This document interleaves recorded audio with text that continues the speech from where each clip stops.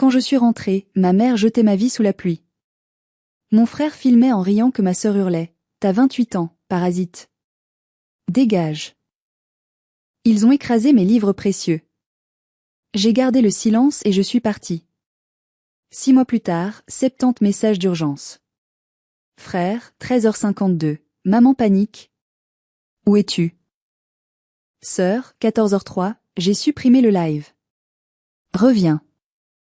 Mère, 15h35, décroche. L'huissier est là.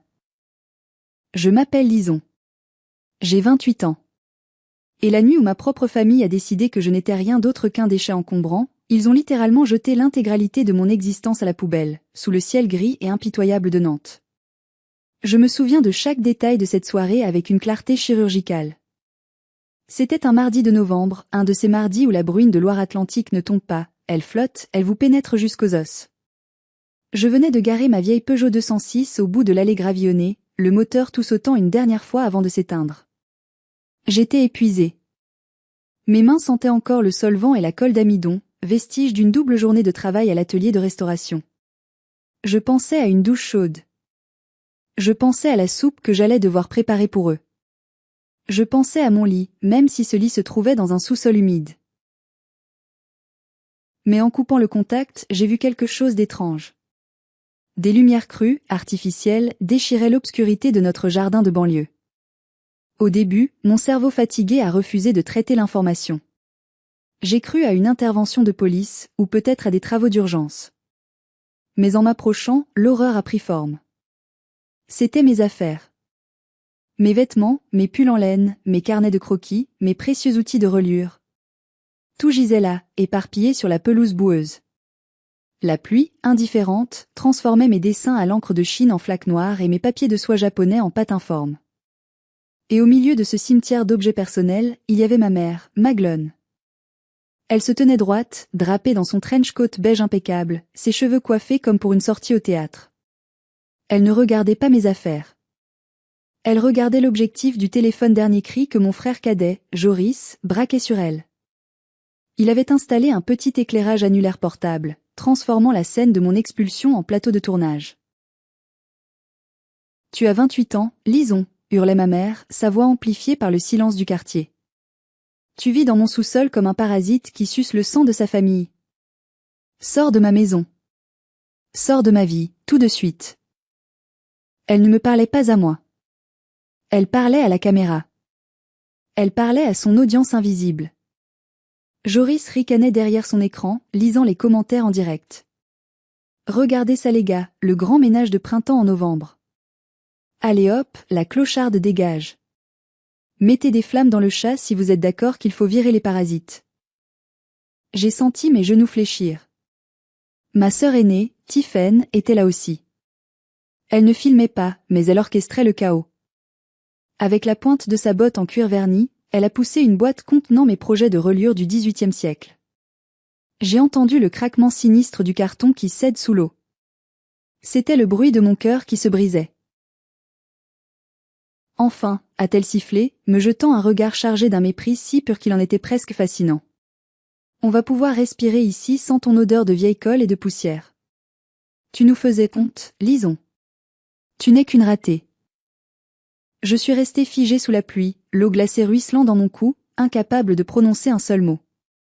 J'ai vu la lumière s'allumer chez les voisins d'en face, les Dubois. Monsieur Dubois a écarté le rideau, a vu la scène et a refermé précipitamment, préférant ignorer le drame.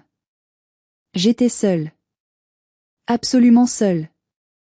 Avant de vous raconter comment cette nuit de cauchemar s'est transformée en la plus douce et la plus légale des vengeances, j'aimerais savoir qui est avec moi ce soir. Dites-moi dans les commentaires depuis quelle ville ou quel pays vous écoutez mon histoire, et quelle heure il est chez vous.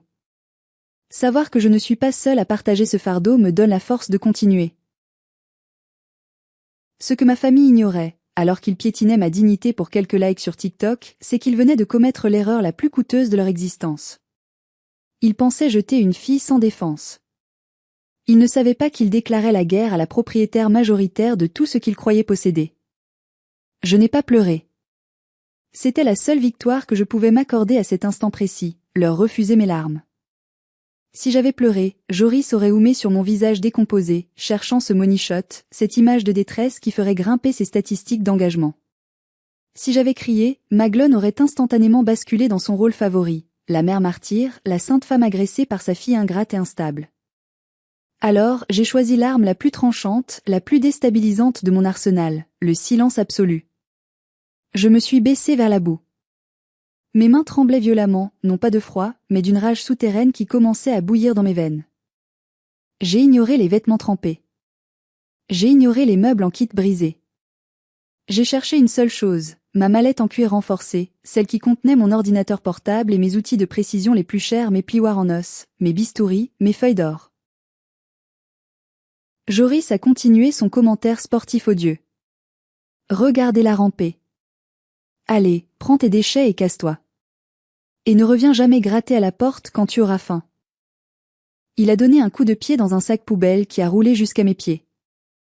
Je me suis relevé lentement, serrant ma mallette contre ma poitrine comme un bouclier. J'ai levé les yeux et j'ai regardé Joris droit dans l'objectif de son téléphone. Je n'ai rien dit. J'ai juste fixé la lentille noire avec une intensité vide, morte.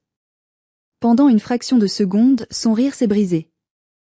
Il a eu un moment d'hésitation, comme s'il sentait, instinctivement, qu'il allait trop loin. Mais le flux de cœur et d'émojis rieurs sur son écran l'a rassuré, et il a repris ses insultes. Je me suis retourné. J'ai marché vers ma voiture sans me retourner. C'est ça, fuis, a crié Tiphaine. Va pleurer ailleurs. On brûlera ton courrier, ne t'inquiète pas. Je suis monté dans ma Peugeot. L'odeur familière de vieux tissus et de poussière m'a accueilli. J'ai verrouillé les portes. J'ai démarré le moteur. Les essuie-glaces battaient la mesure de mon départ. Dans le rétroviseur, la dernière image que j'ai eue de ma famille était celle d'une pièce de théâtre grotesque, ma mère s'essuyant une fausse larme pour la caméra, ma sœur vérifiant son maquillage sous la pluie, et mon frère saluant ses abonnés comme une rockstar. J'ai conduit. J'ai quitté Rezé, traversé le pont de Cheviré, et je me suis dirigé vers le périphérique nantais sans but précis. La pluie tombait de plus en plus fort, isolant ma voiture du reste du monde. C'est seulement quand je me suis garé sur une aire d'arrêt d'urgence, loin des regards, que j'ai craqué. J'ai frappé le volant de toutes mes forces. J'ai hurlé. Un cri primal, sans mots, qui raclait ma gorge. Pourquoi ? Pourquoi tant de haine ? Qu'avais-je fait pour mériter d'être traité comme une pestiférée par les personnes qui m'avaient mise au monde ? Je me suis souvenu de Pépé Ambroise. Mon grand-père. L'homme qui m'avait appris l'art de la reliure, l'art de la patience. Il me disait souvent, dans son atelier qui sentait la cire d'abeille, « Lison, souviens-toi que les tonneaux vides sont ceux qui font le plus de bruit. Toi, tu es pleine. Tu es solide. Le silence est la réponse des rois aux bouffons. » J'ai pris une grande inspiration. J'ai sorti mon téléphone. J'ai ouvert TikTok. Le live de Joris était toujours en cours. J'ai appuyé sur le bouton enregistrement d'écran. J'ai enregistré chaque seconde, chaque insulte, chaque rire, chaque coup de pied dans mes affaires. Je ne le savais pas encore, mais je ne constituais pas un album souvenir. Je constituais un dossier judiciaire. Ce soir-là, il pensait m'avoir détruite. Il pensait que j'allais disparaître dans l'obscurité, honteuse et brisée. Il ne savait pas que je partais chercher des munitions. Pour que vous compreniez l'ampleur de l'injustice, il faut remonter 6 mois en arrière. Avant cette nuit fatidique, ma vie était un château de cartes en équilibre précaire. J'avais travaillé pendant 2 ans comme restauratrice contractuelle dans un petit musée privé à Paris. J'aimais mon travail passionnément, mais le salaire était misérable et le coût de la vie parisienne exorbitant. Quand le musée a perdu ses subventions et a dû fermer, je me suis retrouvée sans emploi et sans logement du jour au lendemain. Je n'avais pas eu d'autre choix que de ravaler ma fierté et d'appeler ma mère. Mais bien sûr, ma chérie, avait-elle répondu au téléphone avec cette voix mielleuse qu'elle réserve à son public. La maison est grande. La famille est là pour s'entraider dans les épreuves. Quelle naïveté de ma part. Je pensais rentrer au bercail. En réalité, je rentrais dans une prison dorée dont j'étais la seule détenue. L'accord tacite s'est rapidement transformé en exploitation pure et simple. On m'a installé dans le sous-sol, une pièce borgne qui servait autrefois de débarras, avec une humidité constante qui faisait gondoler mes papiers. Pour ce privilège, Maglone exigeait que je paie 500 € par mois. En liquide.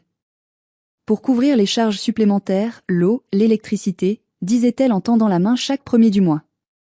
Mais ce n'était pas tout. Je suis devenue la bonne à tout faire. Je cuisinais, je nettoyais, je tondais la pelouse, je repassais les chemises de Joris. Le contraste avec la vie de mes frères et sœurs était si violent qu'il en devenait comique. Tiphaine, 32 ans, la réussite de la famille. Elle prétendait être consultante en images, mais passait ses journées à faire du shopping et à poster des photos de ses brunchs. Elle roulait dans une Audi TT flambant neuve, s'habillait en marque de luxe et venait dîner chez nous 3 fois par semaine. Elle me regardait toujours avec un petit sourire en coin, comme si j'étais une tache sur le tapis persan. « Tu devrais vraiment faire quelque chose pour tes cheveux, Lison », disait-elle en mangeant le ragoût que j'avais passé 3 heures à cuisiner. « Tu ressembles à une vieille bibliothécaire. Personne ne voudra jamais de toi. » Et Joris, 22 ans, le petit prince. Il avait arrêté ses études de droit au bout de 2 mois parce que c'était trop fatigant. Il avait décidé de devenir influenceur. Ma mère lui avait fait aménager le studio du jardin, un espace lumineux, chauffé, indépendant pour en faire sa gaming room. Il y passait ses nuits à hurler devant des jeux vidéo. Il ne payait pas un centime de loyer. Au contraire, c'est ma mère qui lui glissait des billets pour qu'il s'achète du nouveau matériel. « Lison, tu peux aller me chercher un coca ? Je suis en pleine partie classée là, je peux pas bouger, me criait-il depuis le jardin. Et si je refusais, ma mère intervenait. « Oh Lison, sois gentille, ton frère travaille dur pour construire sa communauté. » J'étais Cendrillon sans la marraine la fée. Je travaillais 10 heures par jour sur des projets freelance mal payés pour honorer mes 500 € de loyer, tout en servant une famille qui me méprisait. À l'église le dimanche, Maglone jouait son meilleur rôle. Elle prenait le bras du prêtre et soupirait. « Priez pour ma Lison, mon père. » Elle est revenue à la maison, complètement perdue. C'est une croix lourde à porter pour une mère seule, mais je le fais par amour. Tout le monde la plaignait. Tout le monde admirait sa générosité. Personne ne voyait l'enveloppe de billets qu'elle fourrait dans son sac Hermès chaque mois, mon argent, l'argent de la ratée, qui servait à payer ses séances de botox et les caprices de Joris. J'ai serré les dents. Je me suis dit que c'était temporaire. Que j'allais m'en sortir. Je ne savais pas que mon succès imminent allait être le déclencheur de leur haine. Tout a basculé le matin même de l'expulsion. C'était une journée qui avait commencé par un miracle. En ouvrant ma boîte mail, j'avais découvert une notification de la Bibliothèque nationale de France, BNF. Ils avaient accepté mon devis pour un projet de restauration majeure, la remise en état d'une collection de manuscrits du XVIIe siècle endommagés par une inondation. C'était le contrat d'une vie. Le montant de l'acompte seul suffisait pour que je puisse louer un appartement décent, acheter du matériel professionnel et surtout, quitter ce maudit sous-sol pour toujours. J'avais envie de danser. J'avais envie de crier de joie. Dans mon euphorie, j'ai commis une erreur stratégique fatale. J'ai imprimé le contrat pour le relire, et je l'ai laissé négligemment sur la table de la cuisine pendant que je montais prendre ma douche. Quand je suis redescendue, Maglone était là. Elle tenait les feuilles de papier dans ses mains manucurées. Tiphaine était assise en face d'elle, buvant mon café. L'atmosphère dans la cuisine était glaciale. « C'est quoi ça, Lison ?» a demandé ma mère, sa voix tremblante non pas de joie, mais d'une colère contenue. « C'est une super nouvelle, maman », ai-je répondu avec un sourire innocent. « C'est un énorme contrat avec l'État.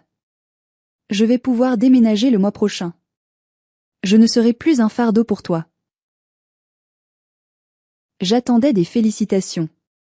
J'attendais un sourire. Au lieu de cela, Maglone a reposé le papier comme s'il était contaminé. Elle a échangé un regard lourd de sens avec Tiphaine. « Ne t'emballe pas », a dit ma mère sèchement. « C'est du freelance. Ce n'est pas un vrai travail. Tu sais très bien que tu n'es pas capable de gérer autant de responsabilités. Tu vas échouer, comme à Paris. Et tu vas revenir en pleurant. Mais maman, regarde le montant. C'est signé. » Tiphaine a ricané. La BNF ? Ils doivent vraiment être désespérés pour engager quelqu'un qui vit dans une cave.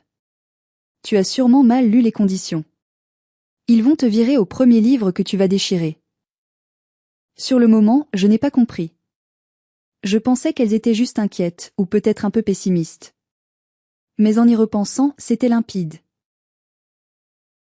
Maglone n'avait pas peur que j'échoue. Elle était terrifiée que je réussisse. Si je partais, qui paierait les 500 € par mois en liquide, non déclaré? Qui ferait le ménage? Qui serait le bouc émissaire de ses frustrations? Et surtout, quelle histoire raconterait-elle à ses amis si la fille ratée devenait soudainement une restauratrice d'art reconnue, indépendante et riche? Son narratif de mère courage s'effondrerait. Tiphaine, elle, était verte de jalousie. Elle savait que ce contrat valait plus que ce qu'elle gagnait en un an avec ses fausses consultations. Ma réussite soulignait sa médiocrité. C'est là qu'elles ont décidé de frapper. Elles ne pouvaient pas me laisser partir la tête haute. Elles devaient me briser. Elles devaient m'humilier tellement fort que je perdrais toute confiance en moi, que je refuserais le contrat par peur, et que je resterais à ramper à leurs pieds. L'expulsion du soir même n'était pas une punition pour une erreur. C'était une tentative d'assassinat psychologique préventif. Dites-moi, et soyez honnête, si votre propre mère tentait de saboter votre carrière par peur de perdre le contrôle sur vous et votre argent, qu'auriez-vous fait? Auriez-vous essayé de la raisonner, ou auriez-vous fui comme je l'ai fait? J'ai besoin de lire vos avis dans les commentaires. Je suis arrivée chez Zélie, ma meilleure amie depuis l'université, trempée comme un chien errant et grelottante de froid. Zélie tient une petite boutique de fleurs séchées dans le centre historique de Nantes. Quand elle m'a vue sur le pas de sa porte, avec ma mallette serrée contre moi et les yeux vides, elle n'a posé aucune question. Elle m'a tirée à l'intérieur, m'a enveloppée dans une couverture en laine, et m'a mis une tasse de thé brûlant entre les mains. Respire, lisons. Tu es en sécurité ici. Je lui ai tout raconté. Les insultes. Le live TikTok. La destruction de mes dessins. Zélie, qui est d'ordinaire la douceur incarnée, arrosait une orchidée avec une telle fureur qu'elle a failli la noyer. Ce sont des monstres, lisons. Des monstres absolus. Ils vont le payer. Je ne sais pas comment, mais le karma existe. Alors que je commençais à trier les quelques affaires que j'avais réussi à sauver de la pluie, ma main a heurté quelque chose de dur au fond de mon sac de voyage. C'était une vieille serviette en cuir marron, usée par le temps, portant les initiales AB gravées en lettres dorées presque effacées. C'était la serviette de Pépé Ambroise. Je l'avais prise machinalement dans ma chambre avant de m'enfuir, presque par instinct de survie. Pépé me l'avait donnée quelques semaines avant sa mort, il y a 4 ans, lors de ma dernière visite à l'hôpital. Il m'avait serré la main avec une force surprenante et m'avait dit « Lisons, ma petite restauratrice. Prends ça. Ne l'ouvre que le jour où tu te sentiras vraiment seul. Le jour où tu auras l'impression que les loups sont à la porte. » Je ne l'avais jamais ouverte. J'avais eu trop de chagrin après sa mort, puis trop de problèmes pour y penser. Elle était restée au fond de mon placard, oubliée. Mais ce soir-là, les loups n'étaient pas seulement à la porte. Ils m'avaient dévoré. J'ai posé la serviette sur la table de la cuisine de Zélie. Le loquet en laiton était un peu grippé. J'ai forcé doucement. Il a cédé avec un claquement sec. À l'intérieur, il n'y avait pas d'argent liquide, ni de bijoux. Il y avait un dossier bleu épais, portant une étiquette dactylographiée, SCI Ambroise, statueté testament, confidentiel. J'ai ouvert le dossier. Les premières pages étaient du jargon juridique complexe, constitution de société civile immobilière, démembrement de propriété, usufruit, nue propriété. J'avais du mal à suivre. Mais à la fin du dossier, il y avait une lettre manuscrite. L'écriture tremblante mais décidée de mon grand-père. Je l'ai lue à voix haute, ma voix se brisant à chaque phrase. Ma chère Lison, si tu lis ceci, c'est que les choses ont mal tourné. Je connais ma fille, Maglone. Je sais qu'elle aime l'argent plus que les gens, et l'apparence plus que la vérité. Je sais aussi que tes frères et sœurs lui ressemblent. Toi, tu es différente. Tu as mon cœur. Je ne veux pas que tu sois à leur merci. C'est pourquoi j'ai pris des dispositions que ta mère a choisi d'ignorer ou de te cacher. Je te lègue la totalité de mes parts sociales dans la SCI Ambroise. Cela représente 55% du capital. Ta mère conserve l'usufruit, le droit d'habiter et la gérance temporaire, mais toi, Lison, tu es la propriétaire majoritaire. Tu possèdes les murs de la maison, du studio et du local commercial. Et souviens-toi, si la gérante agit contre l'intérêt de la société ou des associés, elle peut être révoquée. Tu as le pouvoir, ma petite. Ne les laisse pas t'écraser. J'ai lâché la lettre. Le papier a volté doucement jusqu'au sol. Zélie a ramassé le document et a écarquillé les yeux. Lisons. Attends. Si tu as 55% des parts, ça veut dire que la maison dont ils t'ont jeté, c'était à maison? Un frisson a parcouru mon échine. Ce n'était pas un frisson de peur. C'était un frisson de puissance. Il m'avait traité de parasite. De locataire indésirable. Alors que depuis 4 ans, ma mère vivait dans une maison qui m'appartenait majoritairement. Joris jouait dans un studio qui m'appartenait. Et Tiphaine garait sa voiture sur mon allée. Ils avaient jeté leur propriétaire à la rue. Je me suis essuyé les yeux. Je n'étais plus triste. J'étais en colère. Mais c'était une colère froide, méthodique. Une colère de restauratrice prête à décaper la pourriture pour révéler la structure. Zélie, ai-je dit en refermant la serviette. Demain matin, nous allons voir un avocat. Le lendemain matin, à 9 heures précises, j'étais assise dans le cabinet de Maître Romaric. C'était un vieil ami de mon grand-père, un homme qui ressemblait à un hibou sage avec ses lunettes rondes et ses costumes en tweed.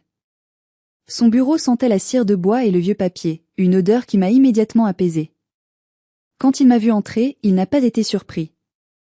Il a soupiré en voyant la serviette en cuir. Ah, lisons. Je me demandais combien de temps Maglone réussirait à te garder dans l'ignorance. Ambroise m'avait fait promettre d'attendre que tu viennes à moi. C'était son dernier test pour toi. Elle m'a mise à la rue, maître. Elle a jeté mes affaires sous la pluie. Maître Romaric a pincé les lèvres, une lueur dangereuse dans les yeux. C'est une erreur tactique majeure de sa part. Ouvrons les comptes, veux-tu? Ce que nous avons découvert dans l'heure qui a suivi était pire que tout ce que j'avais imaginé. En tant que gérante de la SCI, ma mère avait une obligation légale de transparence et de gestion saine. Ce que nous avions sous les yeux était un pillage systématique. Premièrement, le local commercial. La SCI possédait un petit immeuble en centre-ville loué à une brasserie artisanale. Le loyer était de 1 200 € par mois. Cet argent appartenait à la société, et les bénéfices auraient dû être partagés entre les associés, donc 55% pour moi, 45% pour ma mère. Où est cet argent? Ai-je demandé en pointant la ligne vide sur le bilan. Il n'a jamais transité par le compte de la SCI, a répondu l'avocat. Il a été versé directement sur le compte personnel de Maglone. En 4 ans, cela représente 57 600 € détournés. Deuxièmement, le studio de Joris. Sur les papiers, il était déclaré comme vacant. En réalité, Joris l'occupait depuis 3 ans. C'était un manque à gagner pour la société. Un abus de bien social caractérisé. Il aurait dû payer un loyer de marché, environ 600 €. Ma mère lui avait offert un logement gratuit sur le dos de mon héritage. Troisièmement, et c'était le coup de grâce, un prêt bancaire de 30 000 € avait été contracté au nom de la SCI l'année dernière. Le motif déclaré à la banque, réfection urgente de la toiture. Maître Romaric a tapoté son clavier. Je connais la maison, lisons. La toiture a été refaite il y a 10 ans par ton grand-père. Elle est en parfait état. Il a sorti un relevé bancaire. Par contre, la date du déblocage des fonds, le 15 mai, correspond exactement à la date où ta sœur Tiphaine a posté une photo de sa nouvelle Audi TT sur Instagram avec la légende « Merci maman pour ce cadeau incroyable ». J'ai senti la nausée monter. Ils n'avaient pas seulement été cruels. Ils avaient été des voleurs. Ils avaient financé leur train de vie luxueux, leurs voitures, leurs ordinateurs de gaming, en hypothéquant la maison que mon grand-père avait bâtie, tout en me faisant payer 500 € en liquide pour dormir dans une cave moisie. Ils m'avaient volé, mois après mois, tout en me traitant de parasite. Est-ce que c'est suffisant? Ai-je demandé, la voix blanche. Maître Romaric a retiré ses lunettes et les a essuyées lentement. Ma chère enfant, c'est suffisant pour envoyer ta mère en prison pour abus de confiance, faux et usage de faux, et banqueroute frauduleuse. C'est suffisant pour saisir la voiture de ta sœur. C'est suffisant pour expulser ton frère. C'est une bombe atomique juridique. On attaque tout de suite? Non. Il a souri, un sourire froid et calculateur. Pas tout de suite. La vengeance est un plat qui se mange froid, et la justice est un plat qui se prépare avec minutie. Nous allons laisser l'audit se terminer. Nous allons accumuler chaque preuve, chaque facturette, chaque post Instagram incriminant. Pendant ce temps, tu ne dis rien.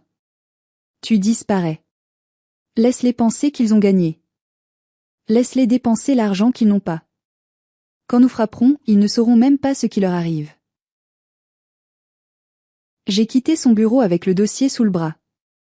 La pluie avait cessé. Je ne marchais plus comme une victime.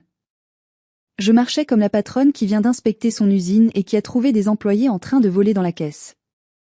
L'heure du licenciement approchait. Les mois suivants ont été une période étrange, suspendue hors du temps. J'ai suivi à la lettre les conseils de Maître Romaric. J'ai coupé tout contact. J'ai changé de numéro de téléphone. J'ai bloqué ma famille sur tous mes réseaux sociaux personnels. Grâce à la compte généreux versé par la BNF pour le contrat qu'ils croyaient que j'allais abandonner, j'ai pu louer un magnifique loft dans un ancien bâtiment industriel réhabilité sur l'île de Nantes. C'était l'antithèse absolue du sous-sol de ma mère.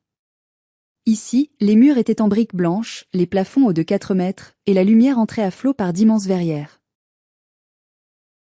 J'ai installé mon atelier au centre de la pièce principale. J'ai acheté de nouvelles presses, de nouveaux fers à dorer. L'odeur de la colle fraîche, du cuir de Russie et du vieux papier a remplacé l'odeur de moisi et de peur qui m'avait collé à la peau pendant 6 mois. Chaque matin, je me réveillais sans la boule au ventre. Personne ne criait mon nom pour exiger un café. Personne ne me traitait de raté. Je travaillais sur les manuscrits du XVIIe siècle, nettoyant chaque page avec une patience infinie, réparant les déchirures fibre par fibre. La restauration est une métaphore puissante. On prend quelque chose qui a été abîmé, négligé, parfois jeté, et on lui redonne sa dignité, sa structure, sa beauté, sans jamais effacer complètement son histoire. Je me restaurais moi-même en même temps que ces livres. J'ai décidé de lancer une nouvelle chaîne TikTok, anonyme cette fois, appelée l'Atelier du Silence. Je ne montrais pas mon visage, juste mes mains au travail. Pas de musique pop bruyante, pas de drame, juste les sons ASMR de la restauration, le bruit du scalpel grattant le papier, le bruissement des pages, le son de la colle qu'on étale.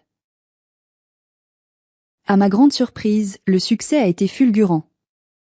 Les gens étaient fatigués du bruit et de la fureur des influenceurs comme mon frère. Ils cherchaient la paix. En 3 mois, j'avais accumulé plus d'abonnés que Joris en 3 ans. Je voyais parfois ses vidéos, via un compte faux, où il hurlait et s'agitait pour capter l'attention, désespéré par la chute de ses vues, alors que mes vidéos silencieuses atteignaient des millions de vues. C'était une première revanche, douce et secrète. Pendant ce temps, Maître Romaric travaillait dans l'ombre. Chaque semaine, nous faisions un point. Le dossier contre ma famille s'épaississait. Nous avions les relevés bancaires prouvant que Tiphaine faisait le plein de son Audi avec la carte de la SCI. Nous avions les preuves que Maglone payait ses courses au supermarché avec l'argent des loyers. Ils vivaient comme des rois sur un royaume qui s'effondrait, et ils ne le savaient pas. Je me sentais comme une araignée patiente au centre de sa toile, attendant le moment parfait pour tirer sur le fil. Mais le silence a un prix. Une famille narcissique ne supporte pas d'être ignorée. L'indifférence est pour eux une insulte pire que la haine.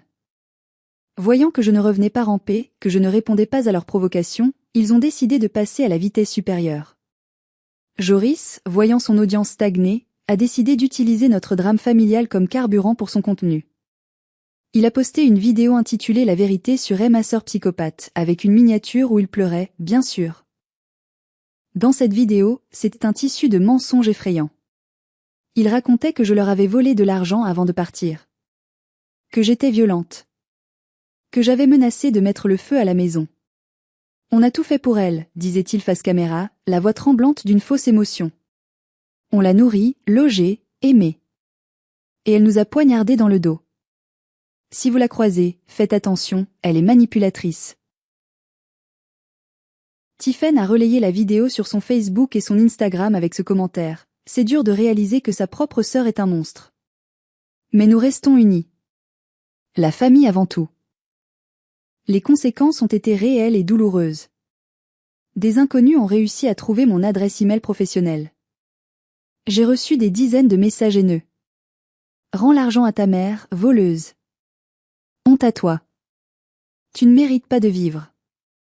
Le pire est arrivé quand un petit client local, un libraire pour qui je devais restaurer un ouvrage, m'a appelé pour annuler. Écoutez Lison, je ne veux pas de problème. J'ai vu les vidéos. Je préfère qu'on en reste là. Ce soir-là, j'ai failli craquer.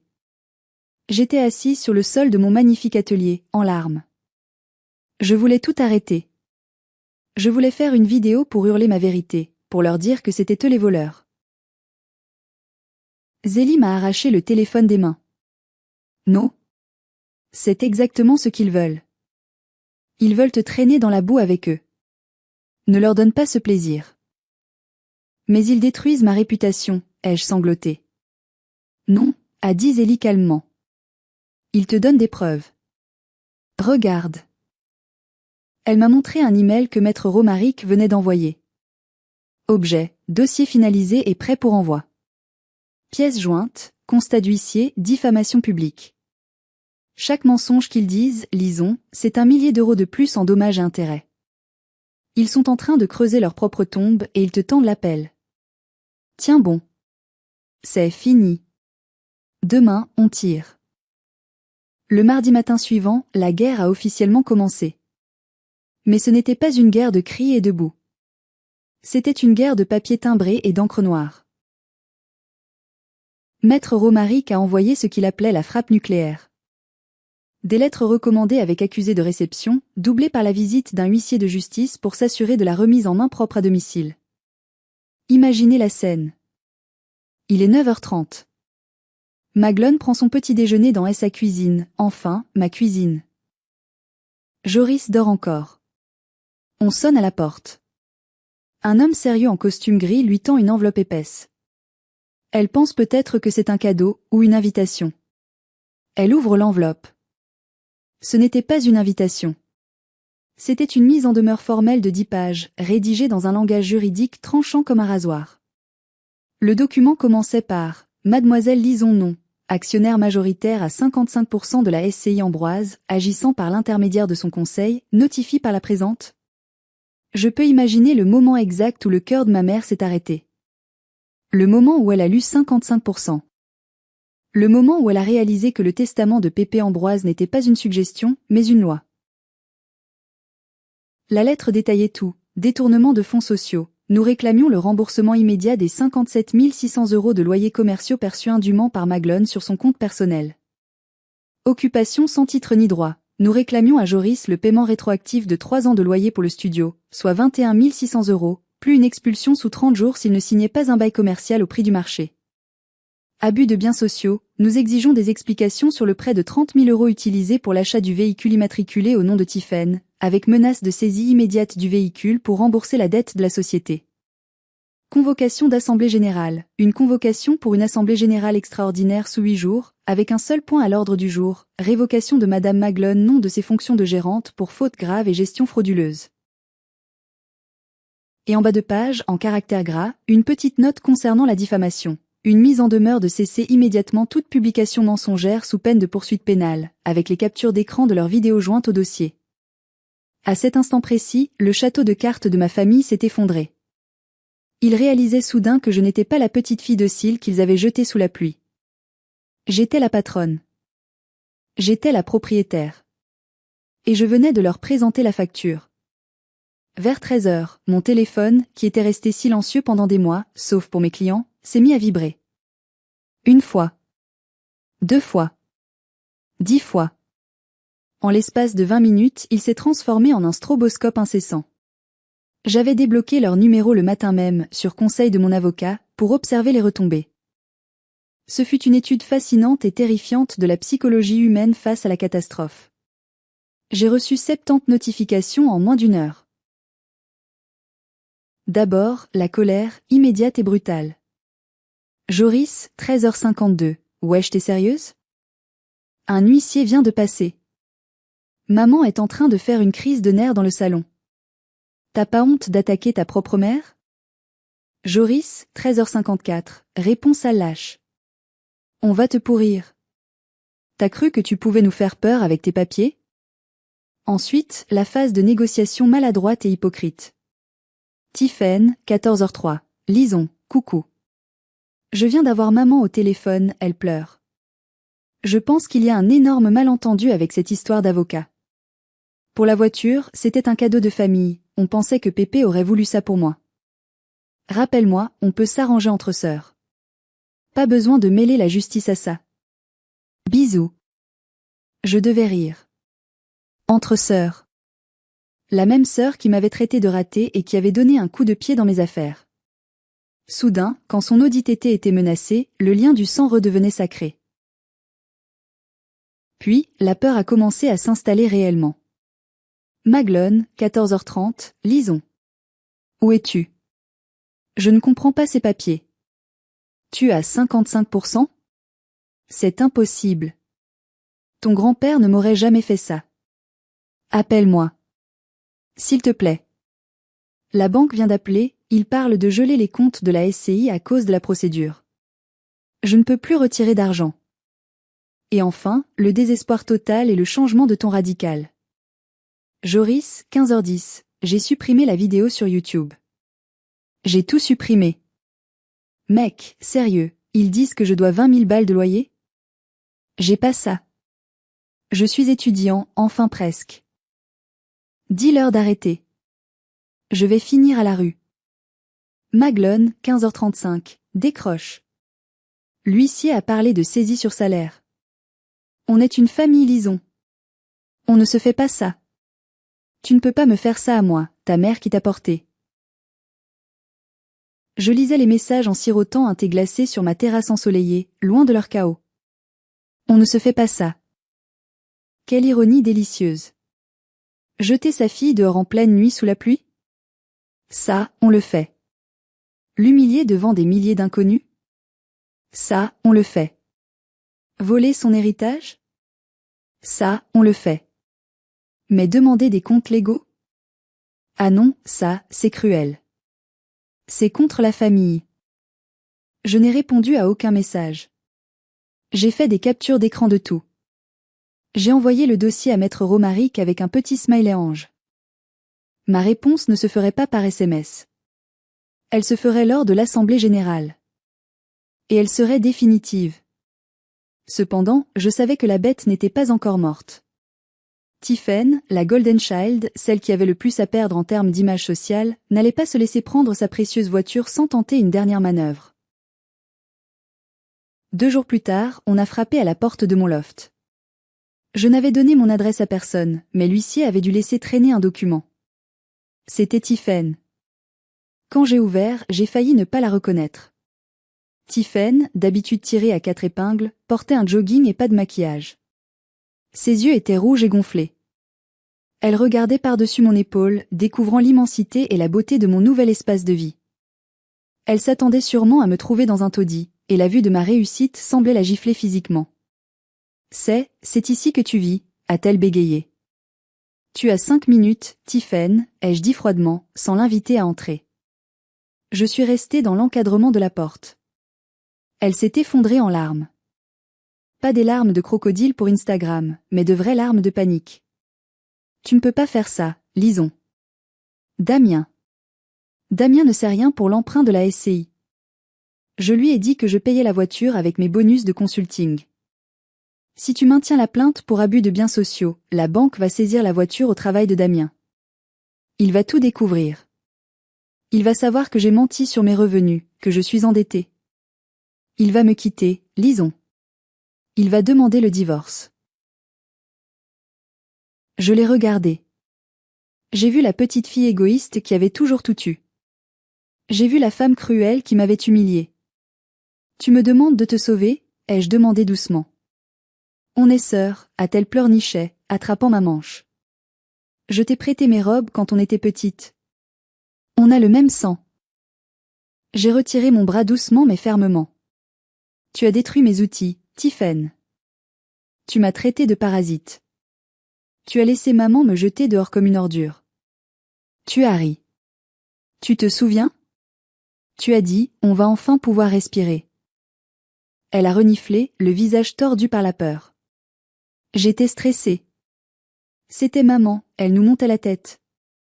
Je ne le pensais pas. Non, Tiffen. Tu es une adulte de 32 ans.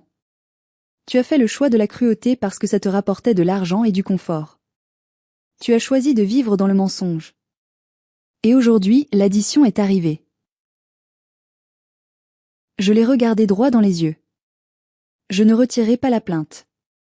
La voiture appartient à la société. Elle sera vendue pour rembourser les dettes que vous avez créées. Si ton mariage est basé sur un mensonge, ce n'est pas ma faute, c'est la tienne. Elle a reculé, son visage passant de la supplication à la haine pure. Tu es un monstre. Tu vas détruire ma vie pour de l'argent. Non, ai-je répondu en refermant la lourde porte métallique du loft. Je ne détruis rien. Je restaure la vérité. Et parfois, pour restaurer, il faut gratter la pourriture. Je l'ai entendu hurler de rage dans le couloir, puis le bruit de ses pas s'éloignant. J'ai verrouillé la porte. Mes mains ne tremblaient plus. La réunion finale a eu lieu une semaine plus tard, dans la salle de conférence aseptisée du cabinet de Maître Romaric. L'ambiance était funèbre, pesante. D'un côté de la longue table en acajou, moi, impeccablement habillé, et Maître Romaric, serein comme un juge suprême. De l'autre, Maglone, Tiphaine et Joris. Ils étaient accompagnés d'un avocat commis d'office qui avait l'air épuisé et qui semblait vouloir être n'importe où sauf ici. Maglone a essayé de jouer la carte de l'émotion dès l'ouverture de la séance. Elle portait du noir, comme pour un deuil, et tenait un chapelet entre ses doigts. Ma petite Lison. Pourquoi nous traîner devant les tribunaux?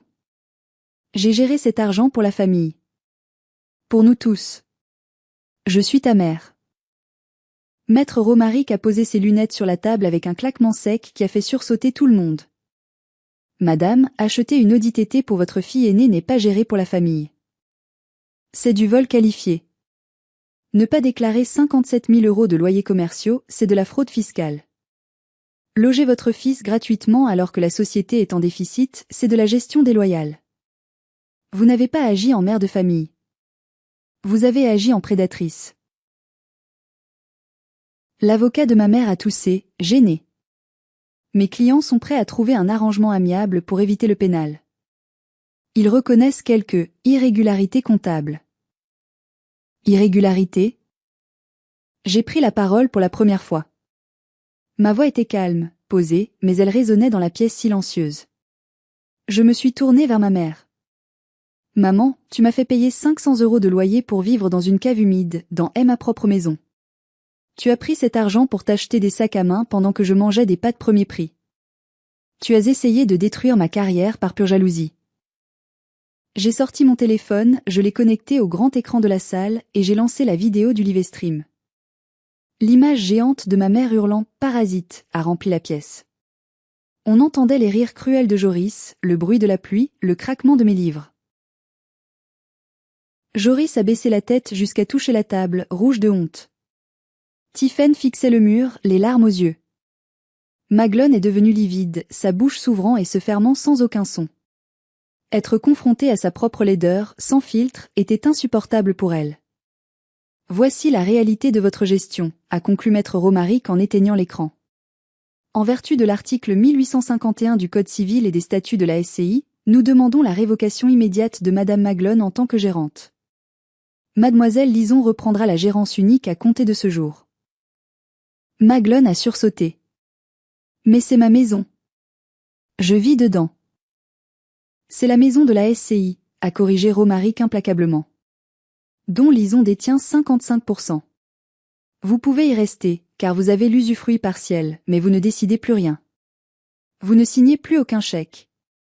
Et vous allez devoir rembourser chaque centime détourné. Nous avons établi un échéancier. Si vous refusez, c'est le tribunal correctionnel pour abus de confiance. Et là, c'est la prison. Le silence qui a suivi était lourd, épais comme du goudron. Ils ont regardé le document, puis ils m'ont regardé. Ils ont vu que je ne céderais pas. Ils ont compris qu'ils avaient perdu. Ils ont signé. La signature de l'accord n'était que le début de leur chute. Les semaines suivantes ont vu l'effondrement total de leur petit monde factice. Pour Joris, le réveil fut brutal. En tant que nouvelle gérante, ma première décision a été de mettre fin à l'occupation gratuite du studio. Je lui ai envoyé un bail officiel, 600 € par mois s'il voulait rester, ou l'expulsion. Bien sûr, sans les subventions de maman, il n'avait pas un sou. Il a dû déménager ses ordinateurs, ses néons et ses fauteuils de gamer. Il est retourné dormir sur le vieux canapé du salon de ma mère. Sans son studio insonorisé, il ne pouvait plus streamer la nuit. Sa carrière d'influenceur s'est arrêtée net. J'ai appris qu'il travaillait maintenant de nuit comme préparateur de commandes dans un entrepôt logistique. La vraie vie l'a rattrapé. Pour Tiphaine, ce fut la catastrophe sociale qu'elle redoutait. Pour rembourser la dette de la SCI, j'ai ordonné la saisie de l'ODTT. La dépanneuse est venue la chercher devant sa maison, sous les yeux de ses voisins et de son mari. Damien, son mari, a découvert les mensonges, l'emprunt caché, les fausses factures, les dettes de carte de crédit. Il n'a pas supporté la trahison. Il a demandé le divorce le mois suivant. Tiphaine a dû quitter sa belle villa et retourner vivre chez notre mère, dans son ancienne chambre d'adolescente. L'ambiance dans cette maison, avec 3 adultes aigris et fauchés, doit être un enfer sur terre. Pour Maglone, la punition fut la perte de ce qu'elle chérissait le plus, le pouvoir et l'apparence. Elle vit toujours dans la grande maison, je ne suis pas un monstre, je n'ai pas mis ma mère à la rue, mais je contrôle les cordons de la bourse. Je lui verse une petite pension issue des bénéfices de la SCI, calculée au centime près pour ses besoins vitaux. Fini les déjeuners au restaurant, fini les nouvelles tenues chaque semaine. Elle ne peut plus inviter ses amis de la paroisse pour des thés fastueux car elle a honte de ne plus pouvoir payer. Elle est devenue ce qu'elle méprisait, une femme ordinaire, dépendante de sa fille. Mais il restait une condition à l'accord. L'article 4. La condition non négociable pour que je ne porte pas plainte au pénal pour diffamation. J'avais exigé une rétractation publique. Il devait faire une vidéo, postée sur le même compte TikTok que Joris avait utilisé pour m'humilier et me détruire. La vidéo devait rester en ligne pendant 1 an, sans possibilité de désactiver les commentaires. La vidéo a été postée un mardi soir.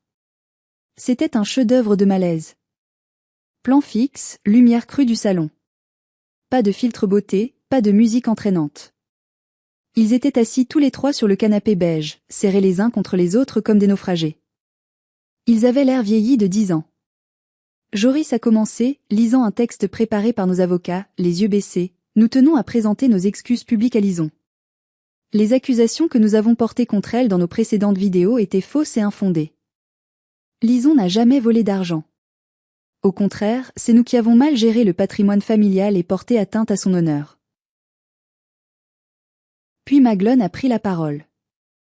Sa voix était étranglée, ses mains trituraient sa jupe. C'était la chose la plus difficile qu'elle ait jamais eu à faire, admettre devant le monde entier qu'elle n'était pas parfaite. Je regrette d'avoir agi sous le coup de la colère et d'avoir menti sur la situation de ma fille. Lison est une professionnelle honnête, talentueuse, et c'est elle qui a sauvé l'héritage de son grand-père. Je lui demande pardon. La vidéo est devenue virale, mais pas comme il l'espérait. L'algorithme, cruel et juste, l'a propulsée. Les commentaires ont déferlé par milliers. Chais. Le karma n'oublie personne. Bravo Lison d'avoir tenu bon face à cette famille toxique. C'est satisfaisant de voir les méchants payer. Quelle honte pour cette mère. Courage à la fille. J'ai regardé la vidéo une seule fois, dans le calme de mon atelier. Je n'ai ressenti aucune joie sadique. Je n'ai pas ri. J'ai juste ressenti un immense soulagement, comme si un poids de 100 kilos venait d'être retiré de ma poitrine. La vérité était rétablie. Mon nom était propre. C'était tout ce que je voulais. 1 an a passé depuis cette nuit sous la pluie. Ma vie est méconnaissable.